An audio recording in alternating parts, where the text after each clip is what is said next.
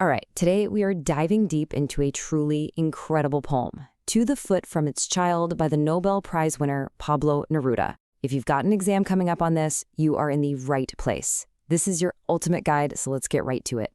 So think about this for a second. What on earth can a single foot, this humble little body part, teach us about the entire epic journey of human life?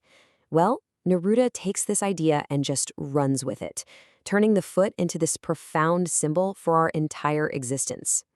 Okay, so the most important thing to get right off the bat is this central metaphor, the foot. It's not just a foot in this poem, not at all. It represents our entire journey through life, from those huge, unlimited dreams we have as a kid, all the way to the very end. Everything is seen through its experience. So here's our game plan. We're going to follow the foot's life step by step. We'll start with its innocent dreams, then look at how it gets trapped in the prison of a shoe. We'll go on that relentless walk of life, and then we'll wrap it all up with the key takeaways you'll absolutely need for your exam. All right, let's get this journey started. And Pablo Neruda is celebrated for his incredibly vivid and sometimes surreal imagery. And believe me, this poem is a perfect example of his genius at work. So the poem kicks off at the very beginning of life, in this world of absolute, pure innocence. The child's foot doesn't even realize it's a foot yet. It has no idea what it's supposed to do, no concept of limits. In its mind, it can be, anything it wants. And Neruda just nails this feeling with this one beautiful line. The foot would like to be a butterfly or an apple. Now, he didn't just pull these images out of a hat. A butterfly? An apple? These are completely packed with symbolic meaning. Let's break that down, right? The butterfly, that's kind of the obvious one. It's all about freedom, flight, imagination, and independence. But the apple, that represents something else. It's about beauty, about a sense of perfect fulfillment and completion. These aren't just little kid fantasies. They're the biggest, purest ambitions a soul can have before the world tells you no. But, you know how this story goes. That innocent little dream world, it doesn't last. Life comes along, as Neruda says, and starts teaching some pretty harsh lessons. And that switch from imagination to reality, it's sudden and it's pretty brutal.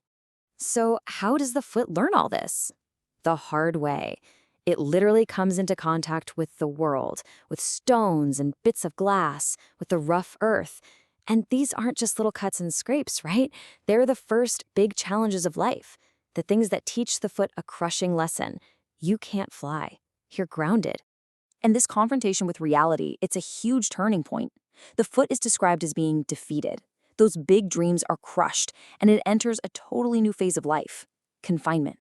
And man, the image Neruda uses to describe adulthood is just devastating. The foot becomes a prisoner condemned to live in a shoe. Just think about that language. Prisoner, condemned. This isn't just about wearing shoes. This is a life sentence. Childhood freedom is officially over. So what is the shoe, really? For your exam, this is crucial. It's a metaphor for society, with all its rules, all its expectations, and all its responsibilities. It's the daily grind, the 9-to-5 job, the pressure to conform, all the things that kind of box us in and take away that early sense of freedom. In life inside that shoe, it's like living in darkness. The foot is enclosed, it's cut off from the other foot, and it's forced to just feel its way through life blindly. It's not being guided by those big, beautiful dreams anymore. It's just stumbling through the dark of routine and duty. So this brings us to the longest phase of life in the poem, the relentless, absolutely exhausting toil of adulthood. The foot, now a prisoner, starts its journey, a walk that feels like it will never, ever end. And the physical transformation of the foot is just wild. It perfectly mirrors what's happening to its spirit. Remember those soft nails of quartz and tiny, petaled toes of childhood? Well, they become this opaque substance, hard as horn.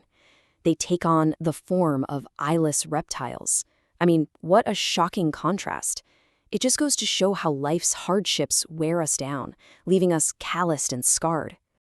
And this walk takes the foot everywhere, through fields, mines, markets, government buildings, you name it. But here's the key.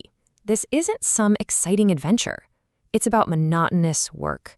The foot just walks and walks, day in and day out through every part of society without a real break or a moment of connection. And this walk is just relentless. It goes on for everyone, men and women alike, until the whole man chooses to stop. The only escape from this endless, repetitive journey is the end of life itself. All right, let's pull all of this together now for your exam review.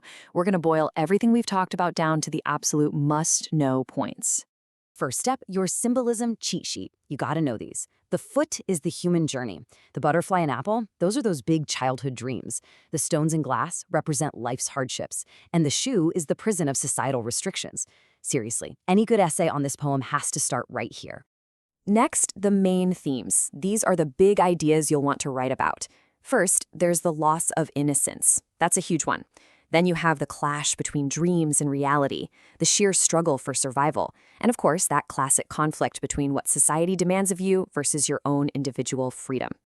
And the whole poem really breaks down into 4 clear stages. It starts with childhood and its dreams. Then comes the harsh awakening, where it learns it can't fly. That leads to adulthood, where it's imprisoned and walks endlessly. And finally, it all ends in death, where the foot is buried, totally unaware that the journey is even over. And that's where the poem leaves us, with this big, haunting question. The foot is buried, never knowing if it was actually meant to be a butterfly or an apple. So Neruda just leaves us to wonder. After a whole life of being trapped, does death finally set those original dreams free? It's a powerful thought to leave you with.